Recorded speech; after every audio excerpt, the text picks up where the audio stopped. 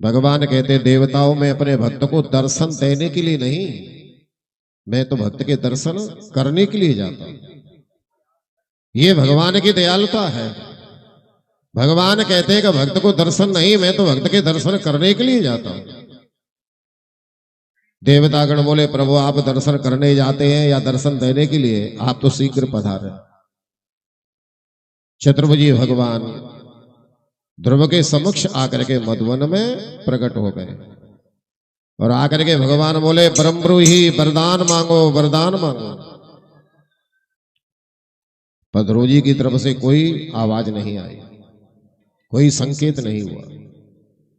भगवान बार बार कह रहे हैं पुत्र ध्रुव ब्रह्मब्रूहि वरदान मांगो, वरदान मांगो, पर नहीं बोले ध्रुव जी। भगवान ने विचार किया बड़ा विचित्र बालक है। जब किसी भक्त के समक्ष में प्रकट हो जाता हूं और मैं कहता हूं कि ब्रह्मब्रूहि वरदान मांगो तो वरदानों की झड़ी लगा देता है, पर मांगना तो दूर रहा, ये तो मुझे आंखें खोल करके देख भी नहीं रहा। भगवान ने विचार किया भला ये हमें क्यों देखने लगा, क्योंकि इसने मेरी छवि को अपने हृदय में बसा रखा है। इसे आंतरिक दर्शन हो रहे हैं और जिसे आंतरिक दर्शन हो रहे होंगे तो बाह्य दर्शनों के लिए क्यों छटपटाएगा। और जब तक ये आंखें नहीं खोलेगा तब तक मैं अपनी छवि को अदृश्य नहीं कर लेता।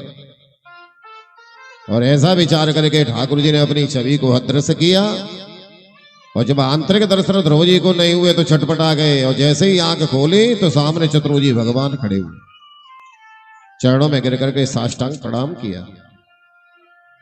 अब ध्रुव जी हाथ जोड़े हुए खड़े हैं।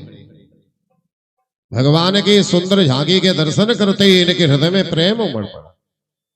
इनका जो कंठ है वो अवरुद्ध हो गया, रुक गया। अब भगवान की स्तुति करना चाहते हैं, कुछ कहना चाहते हैं। ध्रुव जी ने बार बार प्रयत्न किया कि मैं कुछ कहूं, कुछ बोलूं, पर आवाज नहीं निकल रही है। भगवान समझ गए कुछ कहना चाहता है, पर इसका कंठ अवरुद्ध हो चुका है। भगवान ने अपना पांचजन शंख लिया और ध्रुव जी की कपोल की ओर अपने हस्त कमल को बढ़ाना प्रारंभ किया। धीरे धीरे अपने हस्त कमल को बढ़ाते हुए और जैसे ही पांचजन शंख का स्पर्श कपोल से हुआ, स्पर्श होने मात्र से ही अवरुद्ध जो रुका हुआ कंठ था वो खुल गया। और ध्रुव जी ने बड़े सुंदर ढंग से स्तुति की कि योन्त्या प्रवश्य मम वाचमिमां प्रसुप्ता